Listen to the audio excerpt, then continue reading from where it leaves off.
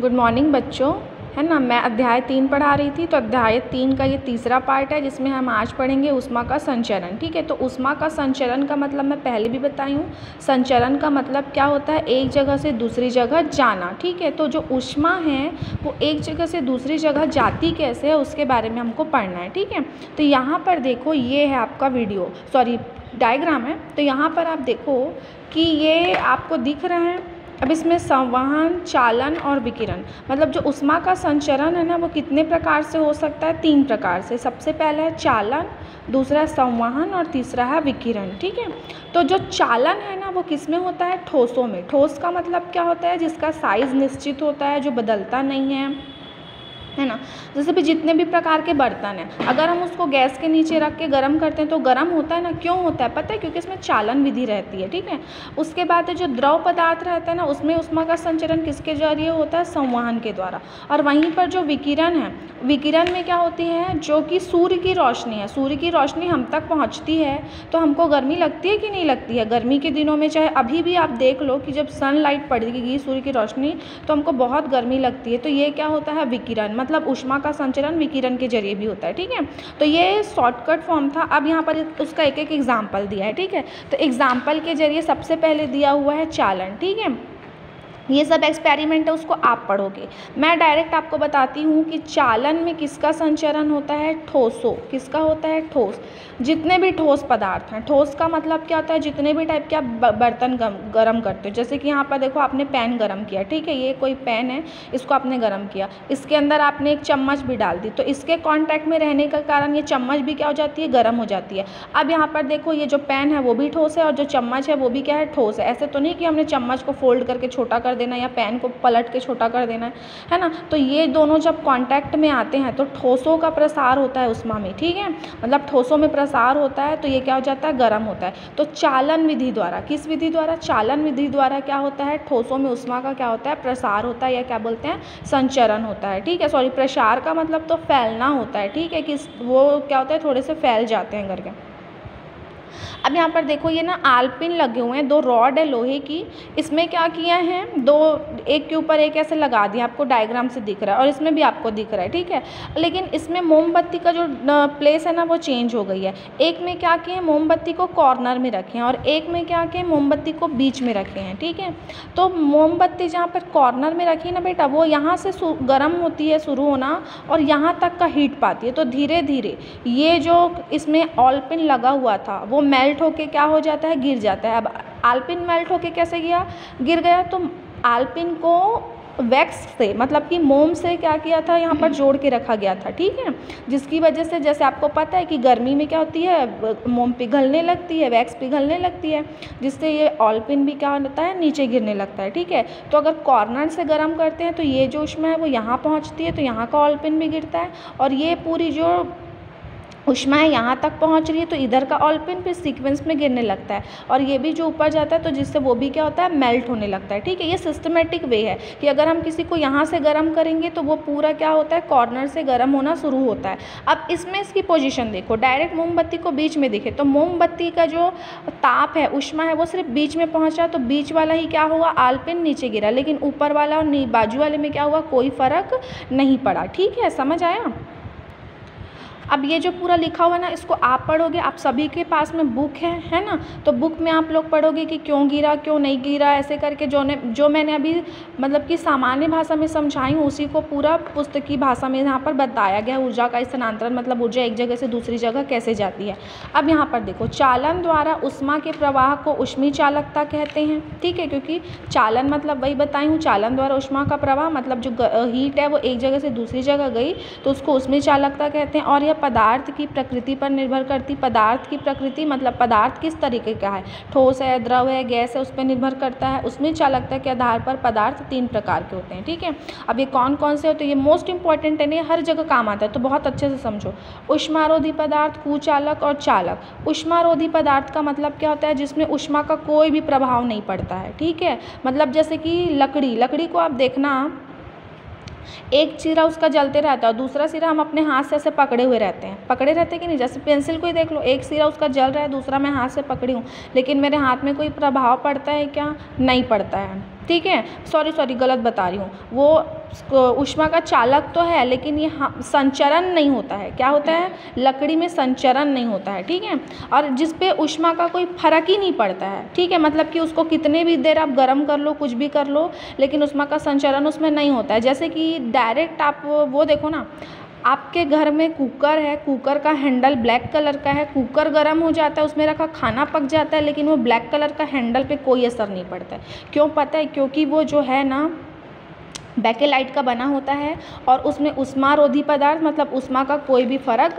नहीं पड़ता। इसमें जो है उसको शून्य चालकता भी बोल सकते हो, और यहाँ पर उसका एग्जाम्पल एबोनाइट और एस्बेस्टॉस भी होता है। ये एक प्रकार की छड़ होती है, ठीक है। नेक्स्ट है तुम्हारा कुचालक। कुचालक का मतलब भी क्या होता है? वही कि बिल्कुल भी जिस पे कोई फर्क नहीं पड़ता है। बैड कंडक्टर मतलब कि ऊष्मा के बुरे चालक होते हैं, ठीक है, जैसे कि लकड़ी इसका एग्जाम्पल है, मतलब एक सिरा जल रहा है लेकिन दूसरे पे कोई असर नहीं पड़ रहा है, ठीक है, तो उसको हम क्या कहते हैं? कुचालक। अब यहाँ पर चालक, चालक का मतलब क्या होता है? एक सिरा गर्म हो रहा है तो दूसरा सिरा भी गर्म हो जाता है। जैसे कि तुम करके देखना अपने घर में, गैस में मतलब कि एक चम्मच रखना है गैस में और क्या बोलते हैं चम्मच गर्म होगी तो जो पिछला वाला मतलब यहाँ वाला जो हिस्सा है वो जिसको हम पकड़ते हैं वो भी क्या हो जाता है? गर्म हो जाता है। तो उसमें ऊष्मा का संचरण क्या हो रहा है? सरलता से होने देता है, जैसे कि धातु, जल और आप जितने भी बर्तन है उसको ले सकते हो, ठीक है। अब उसके बाद है संवहन। संवहन को क्या बोलते हैं? कन्वेक्शन बोलते हैं, ठीक है, इंग्लिश में। अब यहाँ पर देखना कि पानी गर्म करते हो ना तो सबसे पहले देखना, अब जैसे कि कभी फोकस करना, जैसे ही आप गर्म पानी करने रखते हो तो सबसे पहले जो ये सबसे नीचा वाला हिस्सा रहता है ना, यहाँ पर इसे दाने दाने दाने दाने दिखाई देने लगते हैं, ठीक है, और उसके बाद में क्या होता है? फिर वो गायब हो जाता है। तो आपको पता है कि सबसे पहले जो ऊष्मा है मतलब कि जो ताप है वो यहाँ पर पड़ता है ऊष्मा, तो जिससे ये वाला हिस्सा क्या होता है? गर्म होता है। और गर्म होने के कारण जब भी कोई चीज़ गर्म होती है तो वो क्या होने लगती है? ऊपर उठने लगती है। जैसे कि देखना, पानी गर्म हुआ तो पानी भाप के रूप में क्या होने लगा? ऊपर उठने लगा। तो वैसे ही एक एक जो पार्ट है, एक एक लेयर है ना, वो पानी का क्या होता है? जैसे ही गर्म हुआ नीचे वाला पानी ऊपर गया और जो ठंडा पानी था नीचे आता है, वो हमको दिखाई नहीं देता। अब बोलोगे मैडम ये सब क्या बता रहे हो, हम तो कभी नहीं देखे ऐसा होता है करके, लेकिन देखना सबसे पहले नीचे का पानी गर्म होता है, वो गर्म होने के कारण हल्का हो जाता है और ऊपर जाता है। फिर जो ऊपर का ठंडा पानी है वो कहाँ आता है? नीचे आता है। फिर ये जो चलते रहती है क्रिया उसी को हम क्या कहते हैं? संवहन, ठीक है। अब इसको तुम लोग डायग्राम से समझो। ये वाला देखो, दिन में यहाँ पर आप देखोगे कि दिन और रात का बताया गया है, ठीक है। गर्म हवा आ रही है, ठंडी हवा नीचे से ऊपर जा रही है, ये सब दिखा रहा है, ठीक है। तो यहाँ पर क्या होता है? यहाँ पर और फिर ठंडी हवा नीचे आ रही है, गर्म हवा ऊपर जा रही है। तो यहाँ पर देखो दिन के समय में, अब यहाँ पर देखो संवहन को कैसे बता रहे हैं, ठीक है। यहाँ पर गर्म रेत है, यहाँ पर नदी का ठंडा पानी है। इसका मतलब क्या होता है? देखो दिन के समय ना क्या होता है, जब सूर्य की रोशनी धरती पर पड़ती है तो जो ये रेत है वो क्या हो जाती है? बहुत ज़्यादा गर्म हो जाती है, ठीक है। और वहीं पर नदी का पानी क्या रहता है? रात भर शीतल होने के कारण थोड़ा सा क्या रहता है? ठंडा पड़ता है, जिसकी वजह से दिन में क्या होता है? ये जो गर्म रेत की ऊष्मा है वो कहाँ जाती है? हवा के रूप में ऐसे नीचे जाती है, ठीक है, ऊपर उठती है। और ये जो ठंडी हवा है वो कहाँ आती है? नीचे आती है, ठीक है।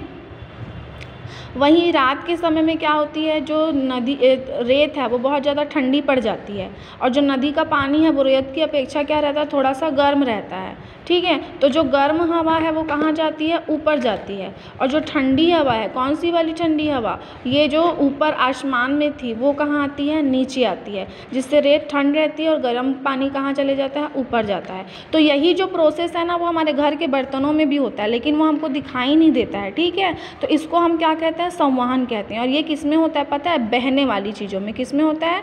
बहने वाली चीज़ों में। बहने वाली दो चीज़ें हैं, वो कौन है? हवा और पानी, ठीक है। तो संवहन की क्रिया किस में होती है? मतलब कि बहने वालों में। तो देखो हवा बहती है, पानी भी बहता है, तो इसी की वजह से जो संवहन की क्रिया है वो किस में होती है? हवा और पानी में होती है, ठीक है। लास्ट वाला है विकिरण।